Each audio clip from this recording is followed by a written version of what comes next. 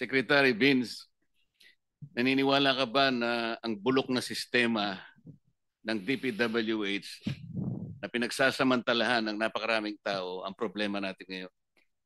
Tama po kayo. Naniniwala po ako. Kahit na magpakulong pa tayo ng napakaraming contractors, halimbawa 1,000,000 na contractors at sa mga opisyalis ng DPWH, pag hindi natin nakorek ang sistema, walang mangyayari.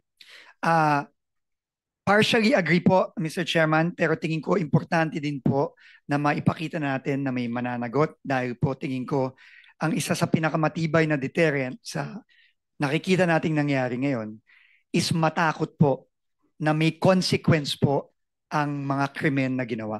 Kasi po kung wala pong consequence, makikita po natin na ulit-ulit to. Pero tama po kayo. Kaakibat po nito, kailangan po ayusin din po ang sistema para hindi na po maulit ito. Pero kung ang mga nahuhuli mo, na ipapakulong mo, mga butete at saka mga sapsap, wala rin mangyayari, tama?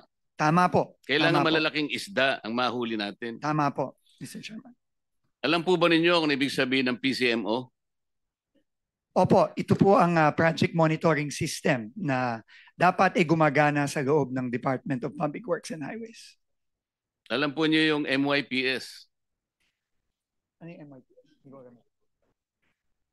Ito po yung, ngayon ko lang po na-encounter, pasensya na po, Mr. Chairman, pero sinabi po ng multi-year project programming. Scheduling. Yes, ito po yung si schedule at pagpaplano ng mga iba't ibang proyekto over a longer period. Alam po niyo yung Survey 123. Ano yun? Hindi ko alam. Alamin ko po, Mr. Chairman. RBIA. Hindi ko po alam. Alam po niyo yung SDM4. Hindi din po. Hindi ko din po alam yun. Ang problema po kasi ito yung mga sistemang ginagamit ng mga kawatan sa inyong departamento. Sabi ko nga, kung puro sapsap at mga butete lang ang pakukulong ninyo, walang mangyayari. Agree po ako. Pero sana po, kung makulong po natin itong mga sapsap, sana po malaman din po natin kung hindi sino po yung yun ang layunin ng kumiting ito. Hindi sapsap, hindi butete ang aming hinahanap. Agree po. Yung malalaking isda para matigil po ang mga kawatan. Agree po, Mr. Chairman. Alam po ba ninyo na yung sumbong sa Pangulo ang ginamit na batayan ay yung MYPS? Opo, yun po ang ginamit na batayan. Yun po ang ginamit na batayan, kaya mali po lahat. Pati po ang committee ito ay na-mislead. Alam po nyo kung bakit?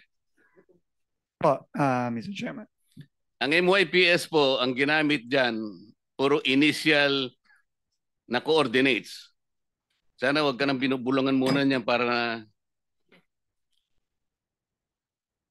Ako po bilang personal kong pangtulong sa committee ito, ako lamang po nakakita na ng halos 14 na discrepancy sa mga coordinates na ibinigay sa sumbong sa Pangulo.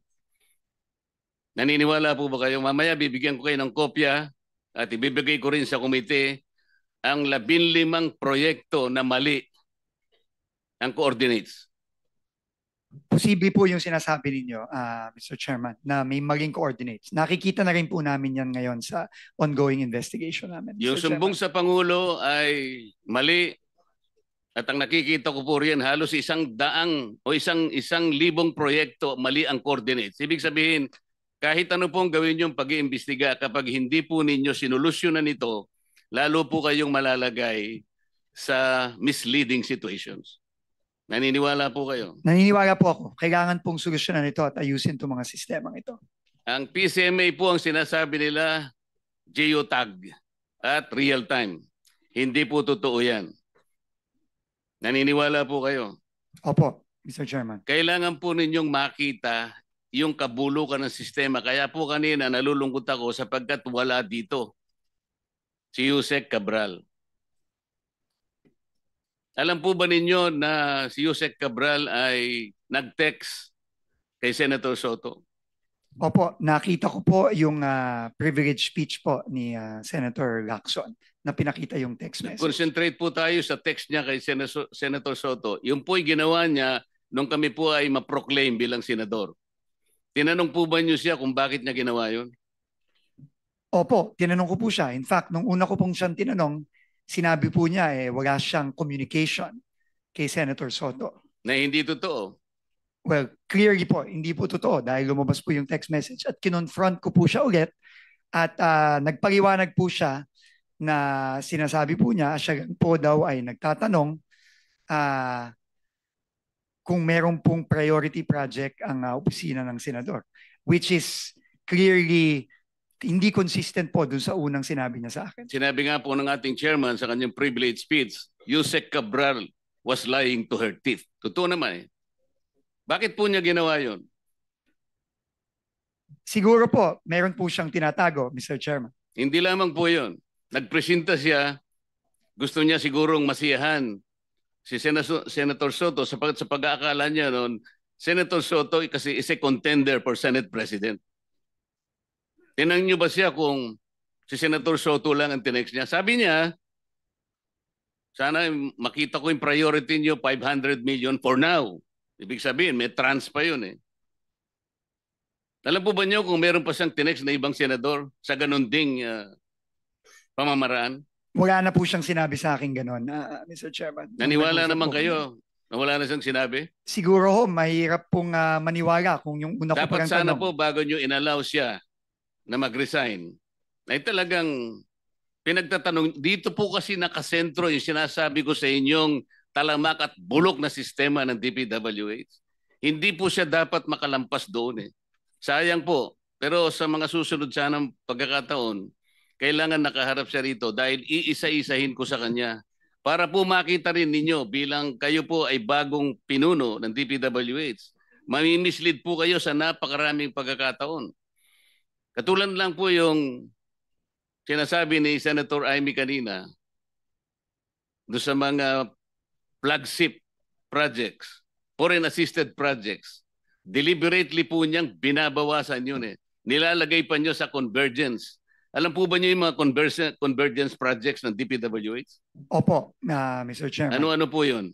Ito po yung mga proyektong katuwang ng DPWH ang iba't ibang ahensya Katulad po ng ano? Ng tourism, ng DOTR, ng agriculture. Katuparan, DOTR, TRIP, DOT, Roll It, DTI, DTI. TICAS, PNP, DND. Opo. Dito po nalalagay. Ano po ibig sabihin ng SSP? Hindi pa ho ako familiar sa SSP. Hindi rin kayo familiar sa CSSP? Hindi din po. STO? Hindi po. Yun nga po eh. Kailangan, hindi ko po alam ko naman fast learner kayo, pero kailangan magmadali tayo. Napakarami po nitong sistemang ito, dito po sila nagkakanlong. Hanggat hindi po ito yung binusisi natin at ang gusto po natin, ipahuli natin na lahat ng contractors, ipakulong po natin lahat ng 15 contractors, hindi po natin maayos ito. Hanggat Senator hindi naayos yung kindly sistema. wrap up because you have 5 seconds left. Salamat po, Mr. Chair. Yeah. Gusto ko po kayong tulungan, no, as an aside, no.